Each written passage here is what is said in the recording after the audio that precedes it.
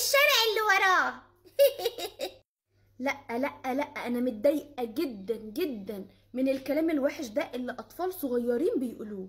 المفروض بقنا بيقول كلام حلو وبس، صح يا حبيبتي؟ طبعا ما ينفعش نقول الكلام الوحش ده خالص خالص.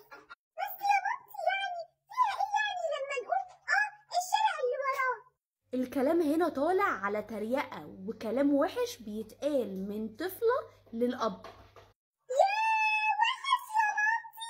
ايوه يا حبيبتي، وانا واجبي عليكي اني لما اشوف حاجه غلط اقولك قبل ما تسمعيها وتعدي عادي. عشان كده انا قلتلك ان دي حاجه مش كويسه خالص وكلام وحش. يا مامتي بقنا حلو بيقول كلام حلو بس، ومش اي حاجه نسمعها لازم نقلدها ونقولها.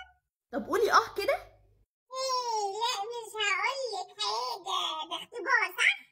ربنا يخليكي ليا واعلمك دايما كل حاجه صح وكل حاجه غلط من قبل ما تفكري تقوليها يا حبيبتي.